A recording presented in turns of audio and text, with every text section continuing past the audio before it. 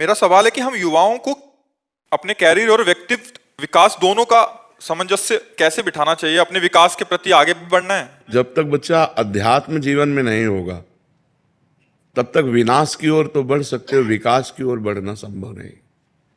यहां जो कुछ देख रहे हो सब विनाशी है। आप बेईमानी करके रुपया कमा सकते हो, आप घूस दे करके किसी डॉक्टर बन सकते हो, कोई पद प्राप्त कर सकते हो, लेकिन वो सब विनाशी है।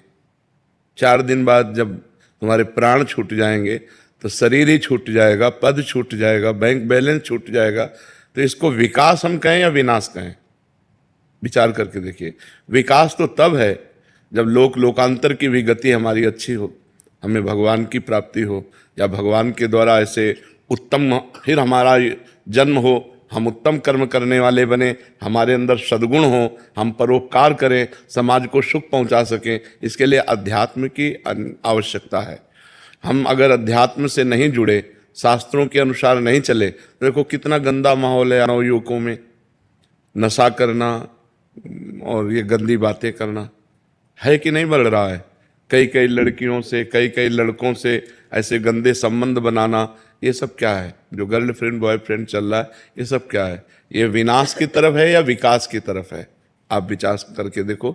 ब्रह्मचर्य का नाश करना, पवित्रता का नाश करना, मन को गंदे संस्कार देना, ये तो विनाश की तरफ जा रहे हो। इसके बाद फिर व्यसन करना, फिर इसके बाद व्यसन के लिए उद्दंडता करना, हिंसा करना, चोरी करना, अपने माता पिता को प्रताड़ित करना, ये सब विनाश की बातें हैं बच्चा। अगर हम लौकिक और पारलौकिक दोनों उन्नति चाहते हैं तो हमें अध्यात्म से जुड़ना चाहिए, हमें सत्संग सुनना चाहिए, हमें शास्त्र स्वाध्याय करना चाहिए और भगवान का नाम जप करना चाहिए और अपने माता पिता बूढ़े जनों की सेवा करनी चाहिए। उनके चरणों के आशीर्वाद से ही हम आगे बढ़ेंगे, ऐसी भावना रखनी चाहिए। अपने बुजुर्गों को भगवान की तरह पूजे। अगर उनका आशीर्वाद मिला तो भगवान का आशीर्वाद मिला। अगर उनका मंगल भावना हमारे प्रति बनी रहे तो सामाजिक और पारमार्थिक दोनों उन्नति हमारी होती रहेगी। हमारा नाम जप, शास्त्र स्वाध्याय, सत्संग और सेवा, ये हमारे जीवन को उठा देगी। और जिसके जीवन में ये नहीं है तो वो जीवन विनाश की तरफ बढ़ रहा है। भले वो अपने को समझ रहा है मैं विकास की तरफ जा रहा हूँ, यहाँ विकास नहीं है, यहाँ विनाश है। अंत कब देखना होता है?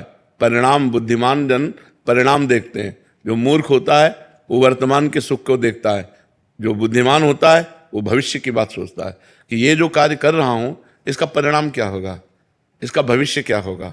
जो विवेकी है वो परिणाम देखता है। तो परिणाम यहाँ जो कुछ भी है वो सब विनाशी है। अगर हमने भगवान का भजन नहीं किया, सदाचरण नहीं किए, परिवार में हम शांति प्रेम नहीं बना पाए, समाज को हम परोपकार के द्वारा सुख नहीं पहुंचा पाए, तो हमारा जीवन विनाशी और विनाश ही कमा पाए। अविनाशी कुछ हाथ में लगा नहीं। अविनाशी है भगवान का नाम, भगवान का ध्यान, भगवान का चिंतन करते हुए भगवत भाव से समाज की सेवा।